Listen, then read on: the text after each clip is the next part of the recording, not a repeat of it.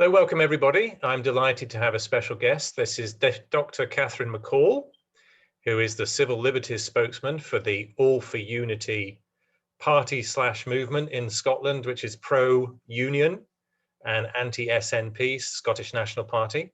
And Catherine McCall is also the candidate for the West of Scotland in the local elections that are coming up in May. Catherine, welcome. Thank you for talking with me. Well, thank you. It's a pleasure. So, Catherine, we've got a lot to talk about. So I'll just preface this by specifying or revealing my bias here. So I am pro-union too. And in honor of my Scottish heritage, as limited as it is, I'm wearing my Harris tweed. And that's all to expose my sympathy with All for Unity's message that we can be Scottish and pro-Scottish at the same time as we are pro-British. We're for the Union, the British Union, at the same time as we're for a Scottish national identity and all the and some devolution too. So there's a lot to talk about, and I'm very pleased that you're willing to talk about these things with you. I think we should start by clarifying All for Unity. So All for Unity, and you can correct me where I'm wrong here, it's kind of an interesting movement because it's not really a party. It has candidates, but the candidates will be standing as independents. They're committed to serving as independents in Holyrood. So it's an interesting party. It's sort of a movement, a political coalition. It's an alliance. It used to be known as Alliance for Unity. Now it's All for Unity. So maybe we can explore some of the ambitions of the party and its commitments, which are kind of young. It's still barely a month old, or in terms of official launch. So my first question for you is, how does Alliance for Unity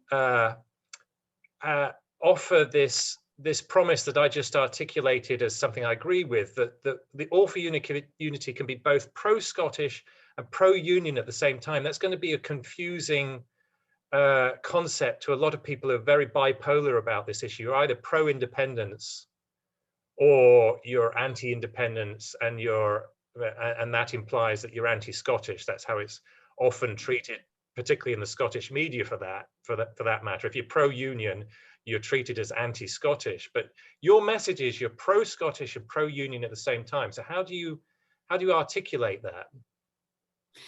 Well, I would start by saying that this idea that if you're pro-union, you're somehow anti-Scottish, this is SNP propaganda.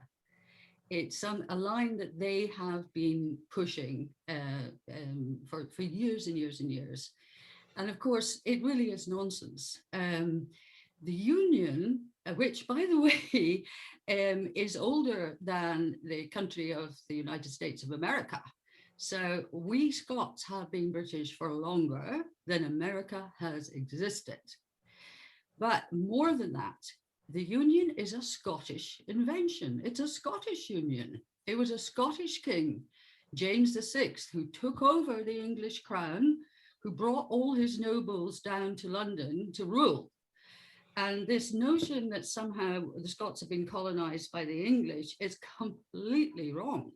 If anything, we colonized the English historically. And ever since James VI of Scotland and first of England took over the crown, took over the rule of the whole of the United Kingdom.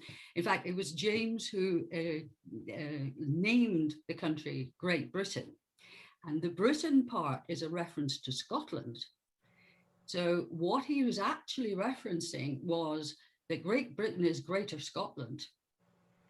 And so it's historical ignorance, total ignorance. And I mean, unfortunately in Scotland, I mean, I was educated in Scotland in state schools when Scottish education was the best in the world.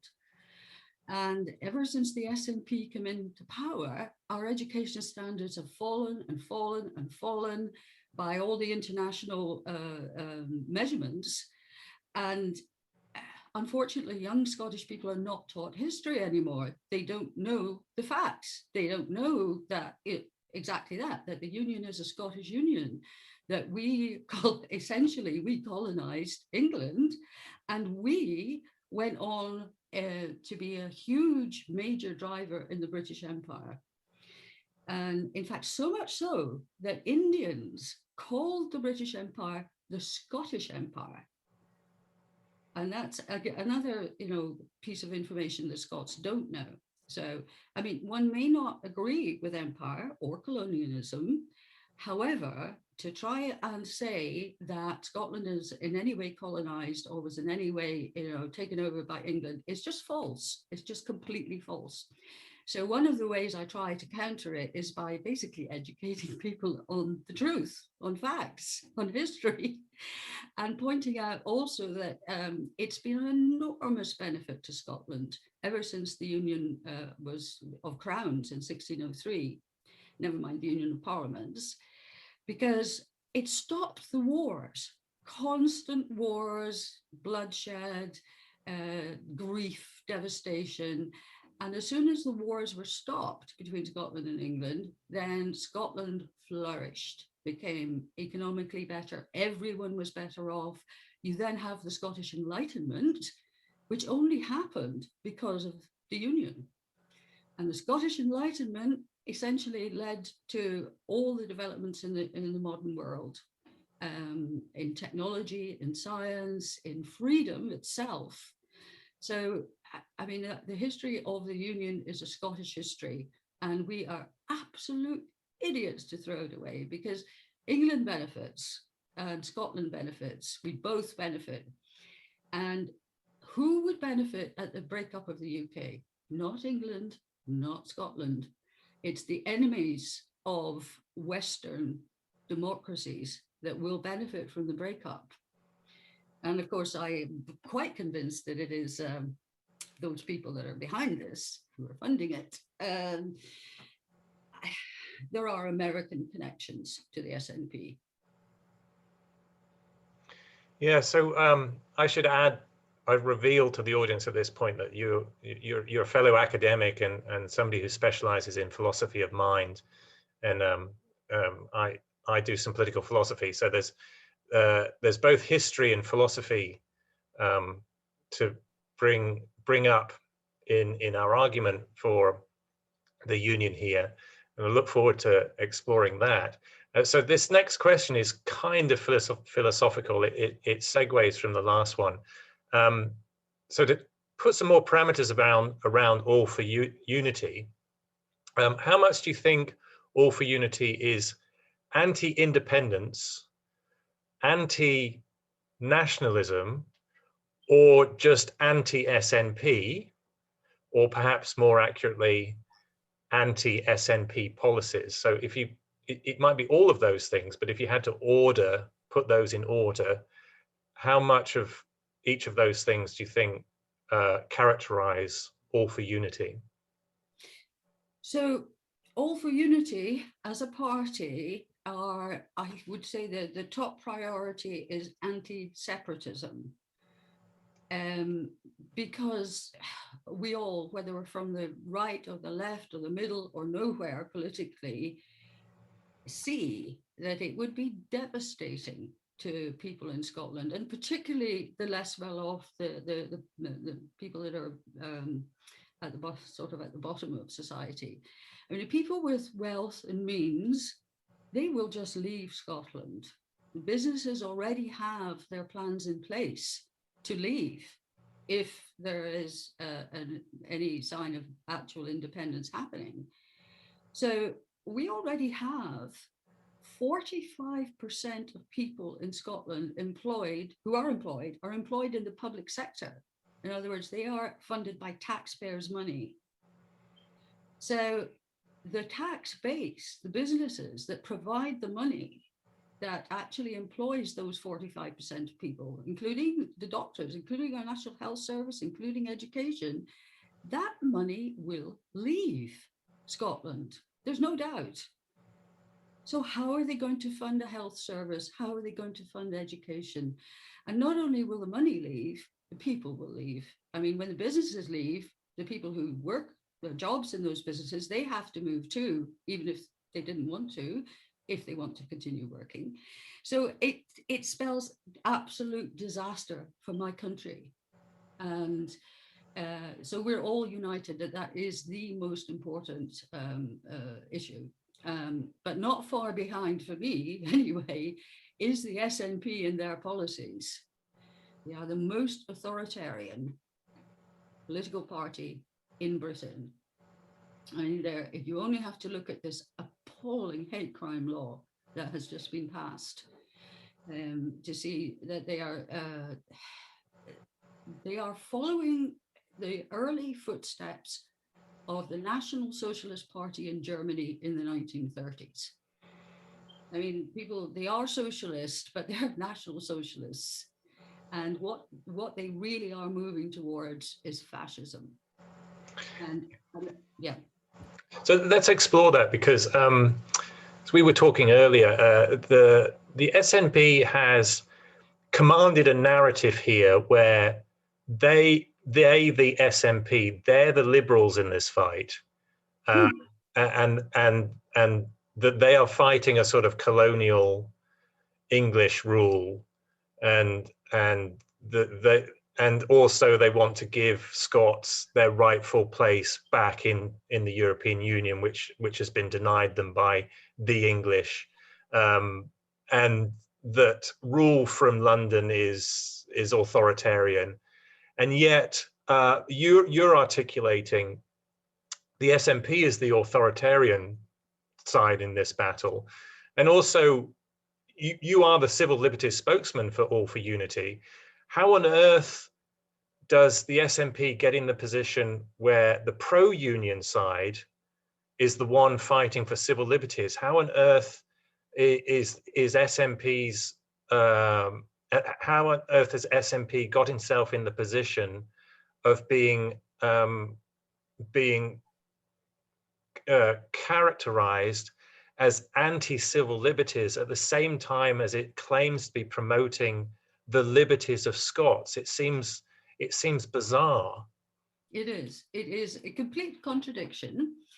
And it's, I mean, this is very much, Saul Alinsky, Gramsci. This is a well-known, I mean, it's a KGB as well in the old days. It's a well-known political way of working, where you actually just say the opposite of what you're doing. So, I mean, your American students may not know about this hate crime law that has been passed in the Scottish Parliament.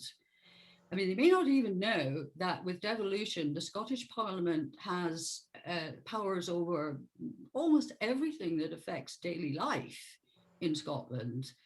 I mean, the government in Westminster, of course, has the foreign policy and the armed services. But most of things that affect everyone's daily life, like the health service, education, universities, and so on, that is all controlled from the Scottish Parliament. So they're not being controlled from Westminster. In fact, they haven't even taken the powers they could take to vary tax intake. They haven't done it. So, I mean, the idea that they're being run from Westminster, they are not. So I'm sorry, what was the beginning? Oh, the civil liberties part. Yes, this hate crime law that has been passed by the SNP will allow for an ordinary citizen to be put in prison for 7 years for saying something that is overheard by somebody who thinks that someone else might be offended by it. Might be. It is atrocious. There is no law as bad as this in the whole of the Western world. And I mean, even Jim Sillars, who was the deputy leader of the SNP, has said that this is the most atrocious law in the Western world. And he's called it egregious. I mean, it not only does it risk putting ordinary citizens in prison for saying things that they had no idea might offend somebody somewhere, they've also removed I can't remember what it's called, the domiciliary aspect. In other words, you can be put in prison for what you say in your own home over your dinner table. And how are they going to know? because they are relying on children informing on their parents about what is said in the privacy of your own home. Now, who does that remind you of? The Nazis, the Stasi in East Germany, and China, North Korea. The SNP are absolutely dictatorial, authoritarian. They want to control every aspect of your life. They want to control what you say. They really want to control what you can think. And it's even worse than that. I mean, you can go to prison for 7 years under this law, but it also terrifies everybody. It turns us into a nation of fearties, like we're terrified to say anything because of the possibility of being put in prison. And think about it, this is a charter for malevolent people getting their own back. I mean, they could just claim they heard you say such and such, but what's your defense? I didn't. There's no defense. You can be put in prison 7 years for saying something that might not be offensive to anybody. In fact, it's even more ridiculous. It doesn't actually have to offend anyone. No one actually needs to be offended for you to go to prison. It only has to be something that somebody thinks might offend somebody. I mean, I don't think Americans have any idea what is happening in Scotland at the moment. Well, I don't think many English do, to be honest. I mean, the Critic magazine for which I write has done a fair job at trying to publicise the hate crime law in Scotland, but I don't see much of the media, the English media, addressing it. And what's curious is that the legislation is, as you've just articulated, it's so badly written that it could catch anybody in a crime, and it encourages malignant behaviour by people essentially informing on it each other, even within families. So what's curious is what's more curious than English or wider Western ignorance of this law. What's curious is why Scots themselves are not protesting this, as realizing what an affront this is to their civil liberties. What's going wrong in Scottish society that this is not clearly wrong, as articulated in the public domain? I have a, as it were, a theory, as much either would say.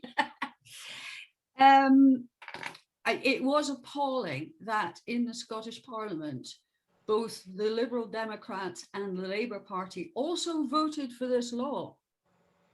And the only people that voted against it were the Tories.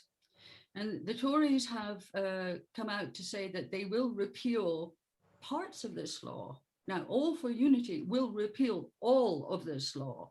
This law has to be scrapped. There is opposition to the law from women's groups, because there is a particularly notorious part within the law that can be seen as anti-women, I would say, roughly speaking. However, there doesn't seem to be the kind of outrage that I just articulated, because I don't think that people really fully understand what this law means. There are two aspects to it. One is that you would hear Hamza Yusuf, who is the author and introduced the law, defending some queries about this law in the consultation phase by saying, oh, but that wouldn't happen. When somebody points out that it's possible to such and such under this law, he said, well, but that wouldn't happen. Well, how does he know that wouldn't happen? I mean, it's in the law and it's possible for it to happen. I'm going to risk giving you an example. I'm going to risk breaking the law here. Supposing you have this elderly person who, isn't up to date in all the modern correct speak, harmless little elderly granny, and she's talking to her friends out in the street. They're doing some shopping, and she's saying, oh, I think I want to get a chinky in tonight. And for anyone that doesn't know, that is a Chinese takeaway meal. She could go to prison for that. Absolutely. And it's no good saying, oh, that wouldn't happen, because it's possible under the law, and you don't know what kind of malevolent people might use that law for. So I think people don't realize, but I think there's a deeper problem. The values, the attitude, the metaphysics, actually, of postmodern philosophy has become normalized in political thinking and political discourse, so that people have had their thinking sort of hijacked by postmodernism, which of course denies there's any such thing as objective truth or fact, as you probably are aware. It believes only in the reality of power.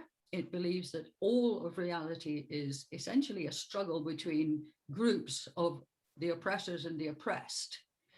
And that's what's led to what we would call this victim Olympics. You know, I'm more oppressed than you, and this so-called intersectionality. Well, I'm oppressed, I'm in this oppressed group, and this oppressed group, and this oppressed group. I'm trebly oppressed. Yay for me. I mean, I'm a woman, I'm disabled, I'm elderly, so I should be right at the top of those Olympics. No, this is a really dangerous thinking. And it comes from Foucault and those French thinkers, and it has infected the minds of everyone so much that they can no longer see what is so radically wrong that's happening in Scotland. And that's what I think. And I think we have to not only get rid of these policies, like this appalling hate crime law, but we also have to counter this underlying philosophy that a lot of them don't actually even realize has infected their thinking and is influencing their thinking. And we have to stand up for the fact that there is objective fact. There is truth, it can be found. I mean, what do they think, you know, the detectives do when they're trying to find out who murdered somebody? There is objective fact. But in politics, they pretend there isn't. It's perception, it's power. So I think there is a deeper problem that is preventing people from recognizing what is really happening here. Yeah. So you and I are probably more exposed to this wider cultural shift because we're academics. We see it on academic campuses. We've seen it for decades on academic campuses, this shift away from objectivity towards subjectivity, and these myths of power, these narratives of power. And I think you're right, that helps to explain why Westerners in general are quite normalized to these authoritarian oppressive measures in the name of liberalism. It's a pseudo-liberalism to say we're going to oppress free speech in order to empower certain demographics. And it helps to explain why the English and the Welsh, they're not particularly well informed about their own a similar problem in British law.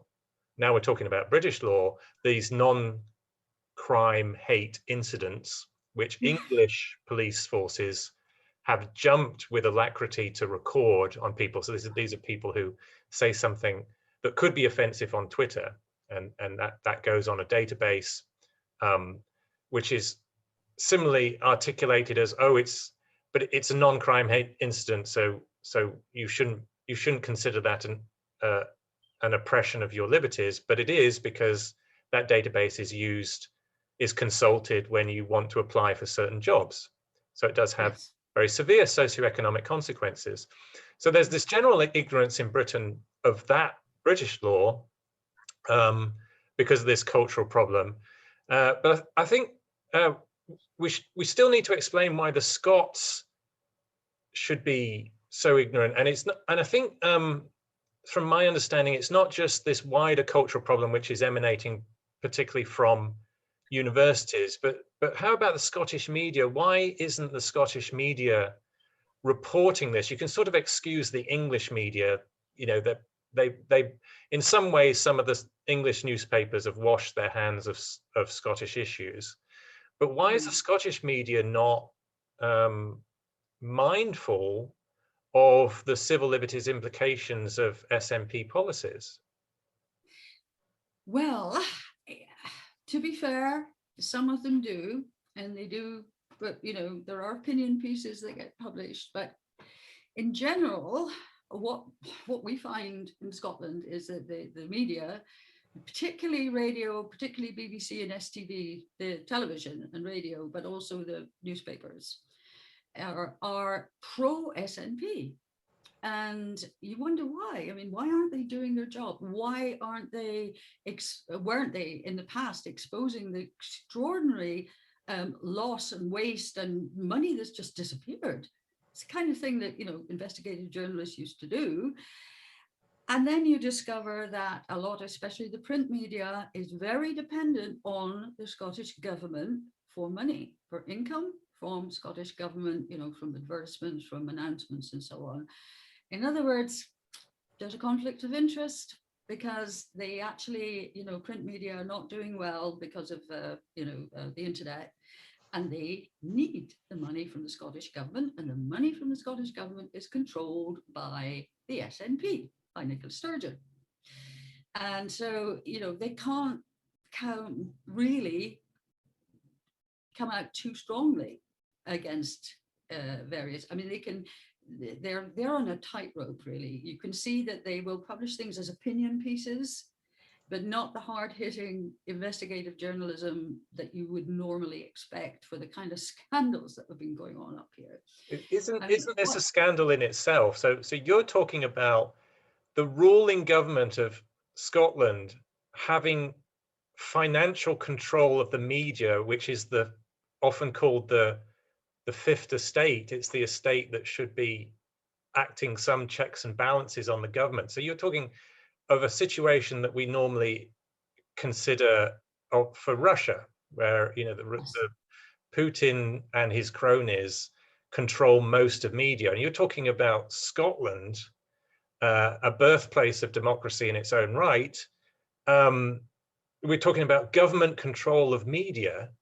Why on earth is this not wider known, even beyond Scotland? So I mean, you've got sort of catch 22 here, where the Scottish media doesn't report its own conflict of interest because of the conflict of interest. Yes. Now, why isn't this in the British media? Why aren't the British media reporting on this conflict of interest in the Scottish media? Do you know, I have no idea, but I suspect that when Andrew Neil gets his GB News going, it will be reported. GBTV, yeah. I mean, he, with the Spectator, actually did stand up to the SNP, and they did go to court to allow for the publication of certain documents, which is concerning this prosecution of Alex Salmond, which you might remember. So I wouldn't say it's all media, and I wouldn't say it's completely state control, but it's state influence. But it's not just the media the SNP have so much influence over. There isn't an institution in Scotland that I know of which is not influenced, if not controlled, by the SNP. I mean, just look at our prosecution service in Scotland, which is like the Crown Prosecution Service in England, is the Procurator Fiscal and Crown Service. All right, it is the head of that service is the Lord Advocate, and the Lord Advocate sits in the SNP cabinet.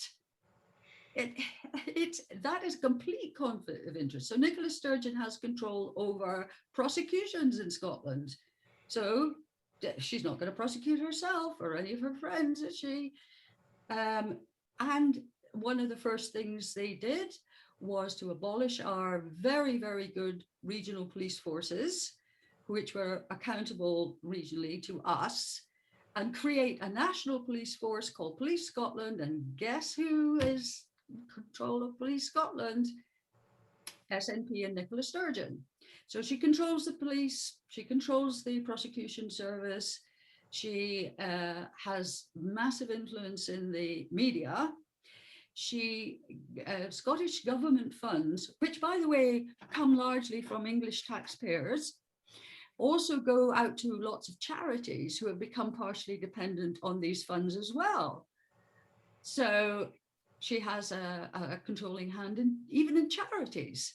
It's everywhere. And I mean, you said it was like Russia. Well, there's an historian, I think Ian Martin, his name is, who lived for 12 years in Russia and wrote a book about Putin and how he, controls Russia. He came back to Scotland, and if you, I wish I could remember the name of his book. I will email it to you. He has written about the parallels between how Nicola Sturgeon controls everything in Scotland and Putin in Russia.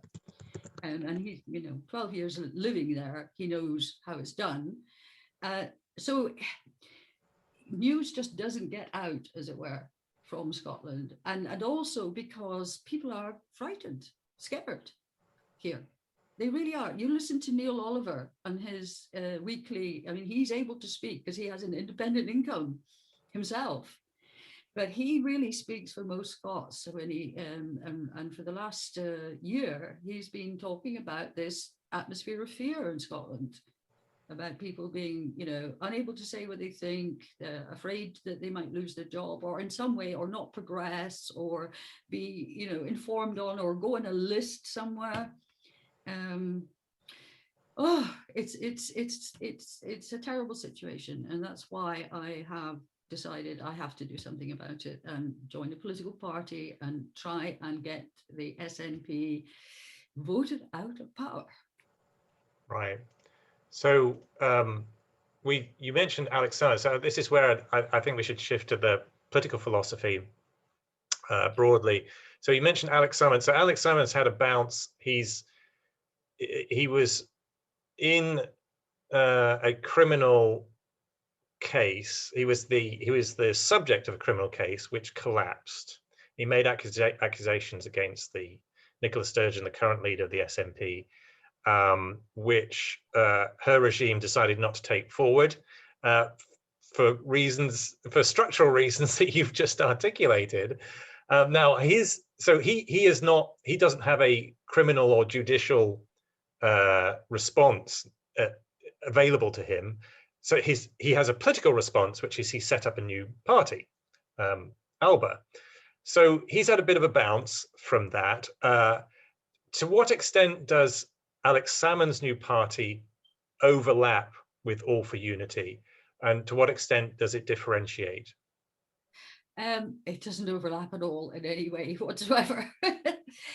The only sort of vague similarity is that Alex Salmond has essentially taken our strategy, All for Unity, and decided to have a party that only stands in the lists for election and not in the constituencies because of our weird electoral system for the Scottish Parliament here. So he is our opposition on the lists. And he is actually putting forward an even more extreme manifesto than the SNP and Nicola Sturgeon. Alex Salmond has announced that he will essentially declare UDI for independence and not have a democratic referendum. He's actually said on BBC Radio, I think, that he will be advocating street demonstrations, peaceful demonstrations. Now, we know what that will lead to because there will be counter demonstrations. So you have Alex Salmond and his colleague and friend, Joanna Cherry, who not long ago published in the National that Scotland could go down the Irish route to independence. Now, you know what signals these are sending out to the SNP supporters? Obviously, and we do not want the Ulsterization of Scotland. And those irresponsible, bad people are sending signals to vulnerable people who believe in them and who have this romantic idea that, that this is the way they're going to go. Yeah, I think it's a signal not just to the SNP's Scottish supporters, but also to Irish Republicans who would like to export their violent and sectarian agenda to Scotland, which they've done before, which there's been a lot of the religious sectarianism, particularly, has had a long history of what do we call it? Internal Scottish activism. Same agendas being practiced in Scottish cities. I mean, I don't know if you know that George Galloway, who's our lead candidate for South Scotland, was actually had a death threat that the police, someone's arrested now for. He and Douglas Ross, they were threatened to have a shoot in the head. And he had to flee. He had to take his young family and flee for their safety. And this is what is the result of both Alex Salmond and Nicola Sturgeon's signals that they send to people. Yeah, and it's wicked. It's yeah, wicked. it makes you wonder whether their signals could qualify as hate crimes under the under the latest law. Well, I have to say, as you know, my position as a philosophical position is that whoever does violence is entirely responsible for the violence they do. They are adult human beings, and they have a choice, and they have agency, and they are responsible. However, the incitement to violence is a crime. Yeah. And whether they are skating very close to the edge of that. Yeah. I mean, it's a crime, just to clarify for the audience, it's a crime under British law. It's been a crime under British law for hundreds of years. It's not, in my opinion, unfortunately, it's not a law that is exercised enough in the countering of terrorism. Yes. That's my opinion. It has not been, to my knowledge, it has not been exercised in a criminal court for years, Yes. decades, actually decades. But incitement is a very powerful tool in counterterrorism, and it's also a useful, what's the right word? It's a useful argument against the anti-free speech side of this problem, because the anti-free speech group, so the post-modernists, will claim that words hurt and words are violence, and words encourage violence, or words themselves are violent. But they're ignoring the fact that we already protect the public from words that incite violence. That's the criminal law against incitement to violence. Yes. It's unfortunate that governments don't use that law, because it leaves then these anti-free speech radicals, it leaves them able to exploit the gap. They can claim that we need to crack down on free speech, because if we don't, there's going to be violence. So there's hypocrisy there, because it's the anti-free speech side that tends to be the most violent.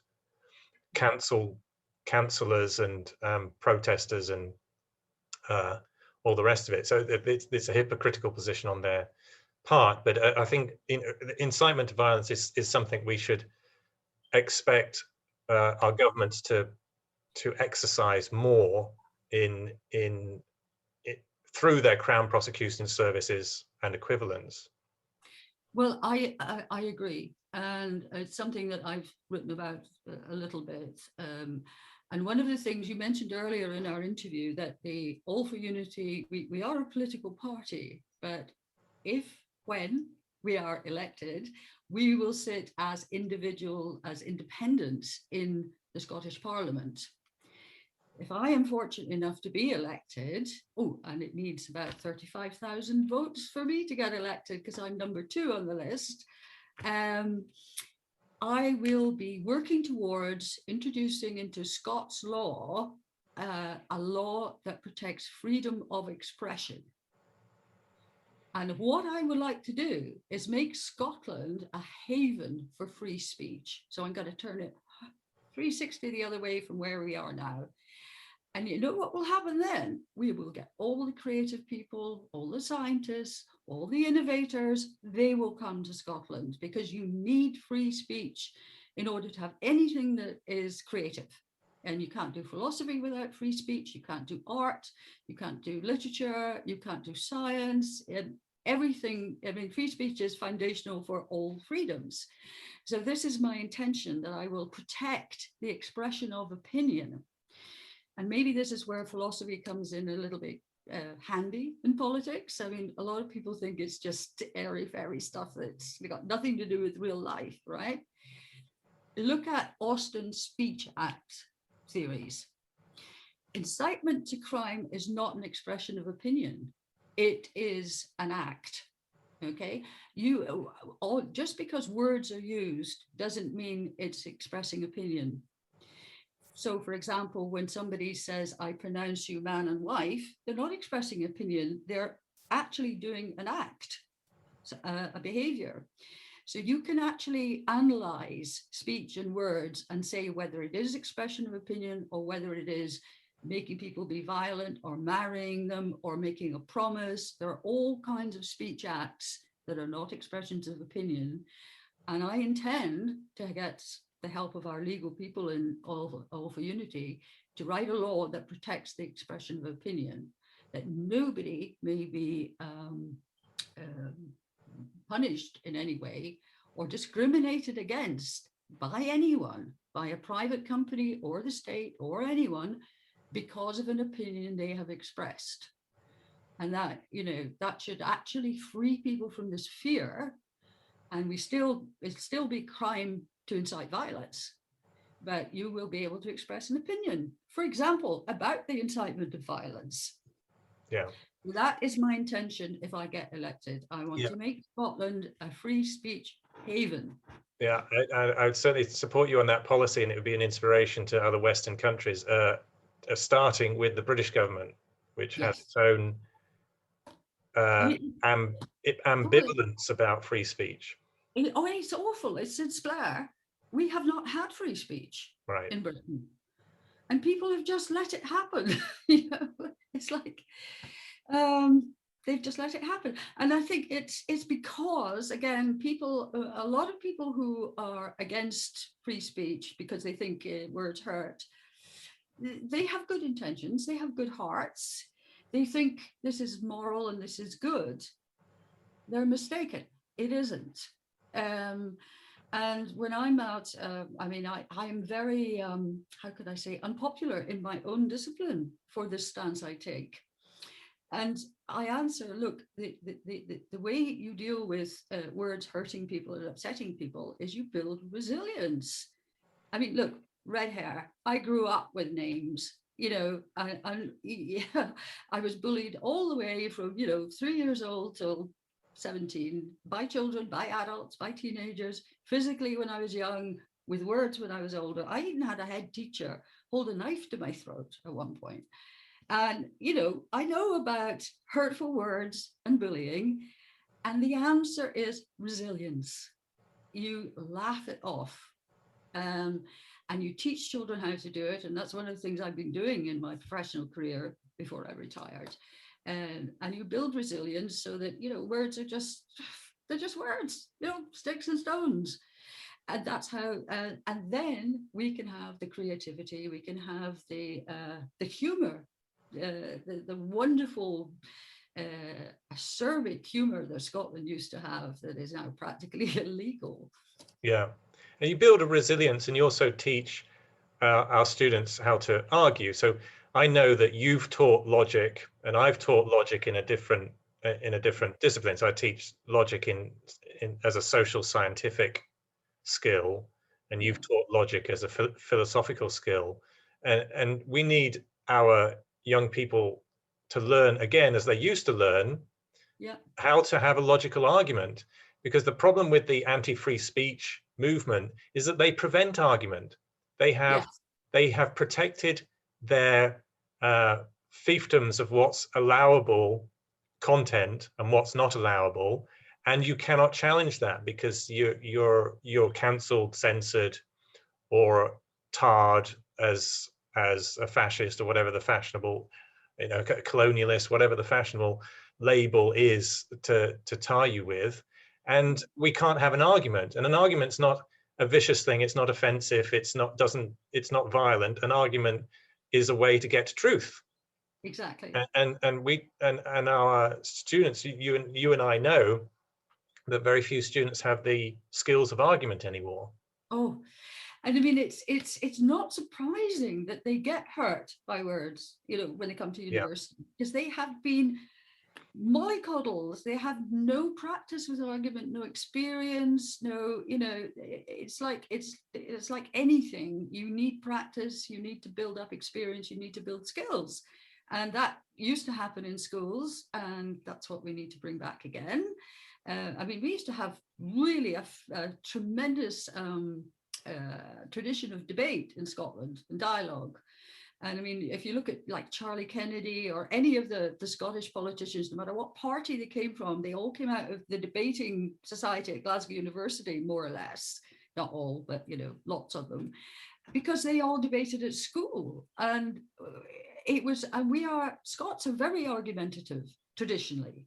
And we love it. We go into a pub, people are arguing about ideas, about politics, fiercely, and then all having a laugh together later. And this is what's disappearing. And of course, students are hurt because they're like somebody who's never had any physical exercise and suddenly has to do some, and they will be really sore. And I feel very sorry for them. It's not their fault that they've been denied this that we had when we were going through school. It isn't their fault, but we do need to. Young people are resilient. You can, they can learn faster than an older person will learn. So it can be remediated quite quickly, I think. Because the other thing I've found is the work that I do when I do philosophical dialogue, which is based on logical reasoning, people love it. You hear laughter. It's like liberating. They just have such a good time. And there's nothing better for learning quickly than having a good time learning. Yeah. So, so let's talk about the all-party tradition that you just mentioned. So Scottish politicians of all parties have had a fantastic reputation. And in fact, we haven't mentioned this before, Scottish politicians have historically dominated the British Parliament. I mean, we've had so many British prime ministers. Scots have tended to be overrepresented in the British Parliament. That's another fact that the SNP doesn't like to admit in its narrative. Gordon Brown is our most recent Scottish prime minister. And Blair before him, Scottish. Yeah, Tony Blair claimed some of it.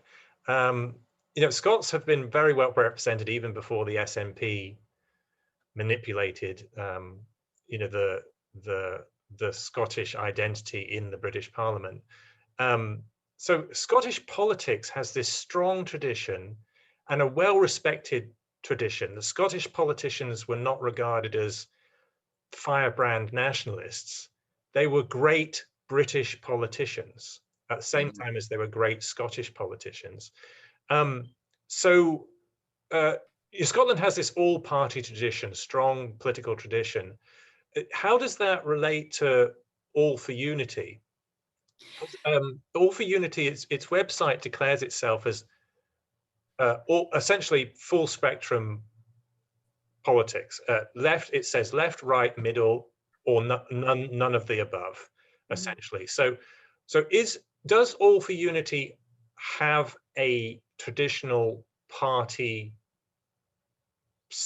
Does it have a place on the traditional political spectrum in anything? So it might generally not have a place, but is there any particular policy that we can describe as left, right, in the moderate, in the middle, or is it genuinely sort of non-partisan? It's a non-partisan party, if that's possible. Yes, it is a non-politically partisan party. We have candidates from the radical left, like George Galloway, and we have 4 or 5 or so candidates who are in the Workers' Party of Britain, which is very left. We have former Liberal Democrats, we have former and current Tory members. So we go from the radical left to very conservative. And we have no political ideology, which is another reason why I'm very happy to be a member of this, because ideology quite simply stops you thinking for yourself. And we're not going to get new ideas, new solutions, new innovations unless people are free and capable and skilled in thinking for themselves. And if you I find I lived, as you know, I lived quite a long time in America, and my husband's American. And one of the things I noticed was the absence of political ideology. I mean, there are parties, but, you know, in British terms, you could barely tell the difference in political ideology in America. Whereas, and we're moving a little bit away from, let's say, the 60s and 70s, where the ideology was all powerful in Britain. So no, we have no political ideology. We have, you've seen our manifesto, we have some ideas, aims that we would like to see implemented, but once we're in the Scottish Parliament, we will have no whip.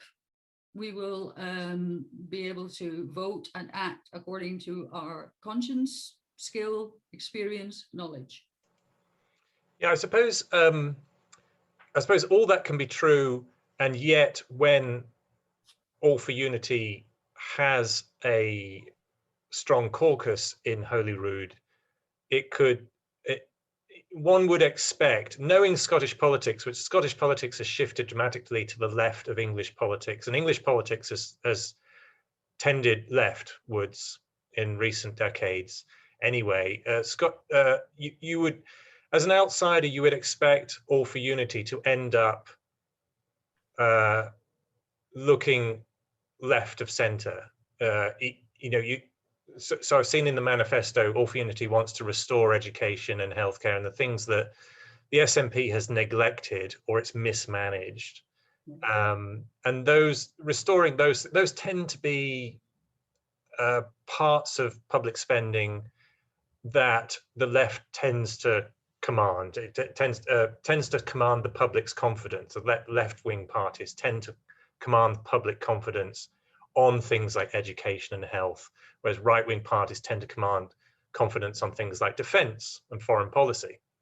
So one would expect from the outside, all things being equal, just the direction of Scottish politics, just the things that need reforming in Scottish politics, you'd expect All for Unity to look generally left-wing. Is that in its policies? Once it has handles on the levers of government, in policy terms, isn't it going to look generally left-wing? I don't think so. And the reason being that our aim is to facilitate a government of national unity from all 3 of the main pro-UK parties, Labour, Liberal Democrat and Conservative. I mean, actually, the Scottish Parliament was designed to have coalition governments. The voting system is designed this way. The whole Parliament is designed to so that we'll end up in the centre, because it will be what is acceptable to all the parties. And that will be the centre. It may not be terribly exciting in a way, but it's also an aspiration, I suppose, to bring back normality to Scottish politics, to bring back normality to Scotland, to bring us back to the sort of situation we were in some years ago. I mean, it's often thought that Scotland is quite a communitarian society. Yep. It doesn't necessarily mean left-wing. It certainly doesn't mean Marxist left-wing. This is a different type of thinking. It's much more like Presbyterian churches who elect their ministers left wing. It's whatever this community wants. Right. And you There's a right wing philosophical argument for communitarianism. We've talked about Roger Scruton. So Roger Scruton has brilliantly articulated the conservative case for community, and sometimes that means sacrificing some of the economic aspirations that conservatives have tended towards in recent decades. You sacrifice some economic individual liberties for the sake of the community, or you sacrifice you sacrifice the small government objective in order to increase government intervention into protecting communities. So there is a right-wing argument for communitarianism, and there's an English party, mainly English party, the Social Democratic Party, which has brilliantly articulated the need to return to communitarianism. So we could.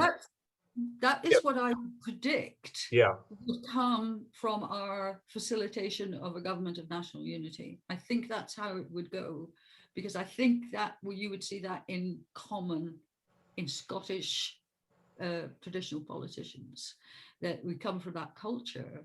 So as you say, it could be a kind of right-wing approach to it or a left-wing approach to it, but it's a very Scottish value, and it's been with us for hundreds and hundreds of years. Or even both of those things. So the SDP, the Social Democratic Party, claims to be neither left nor right. It's the blue-red mix. It's communitarianism for both red and blue reasons. So there's a red reason to do it, a sort of more socialist, economically socialist reason to be communitarian, and there's a blue reason to do it, which is a more social conservative reason to be communitarian.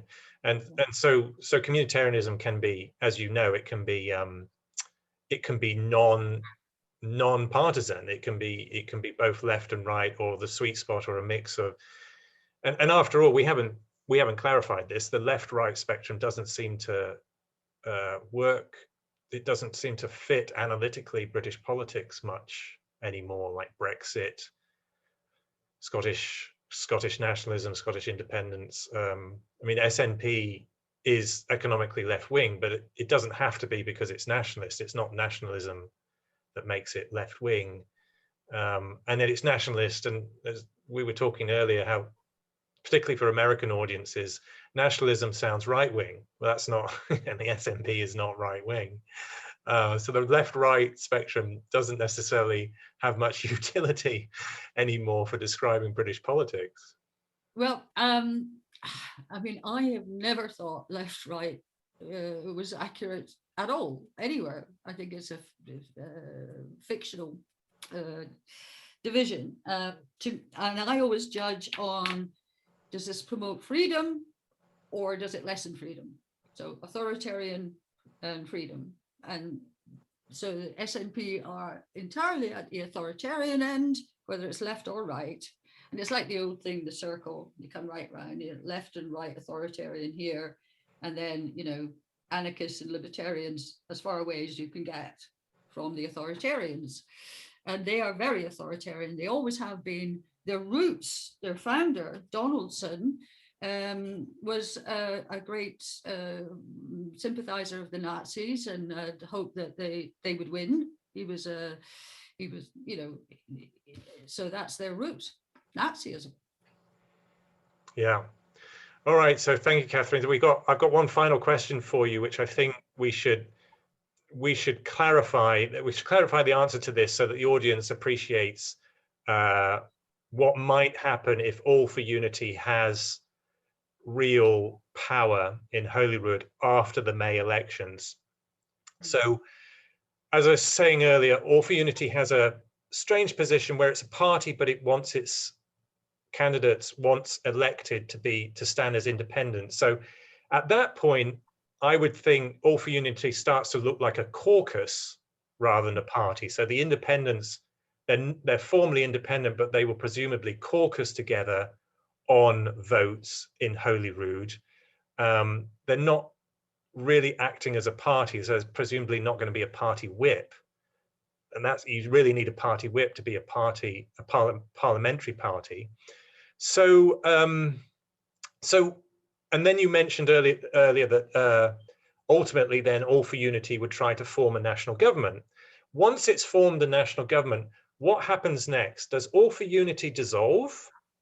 Does it continue to act as a caucus?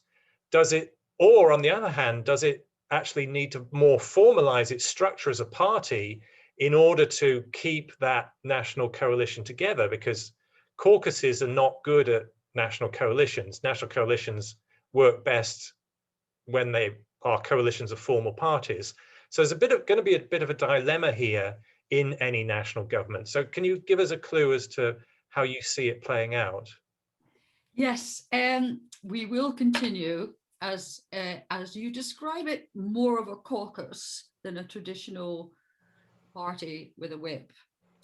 But we will continue, whether we are elected into the parliament or not, until the danger of separatism is past. And one of our policies, as you probably know from the manifesto, is to get the UK government to pass a Clarity Act, similar to the Clarity Act passed in Canada when there was the move for Quebec separatism. And we think that once this Clarity Act is in law, where it spells out exactly what would happen should Scotland separate, separatism will simply disappear, as it did in Quebec, in Canada.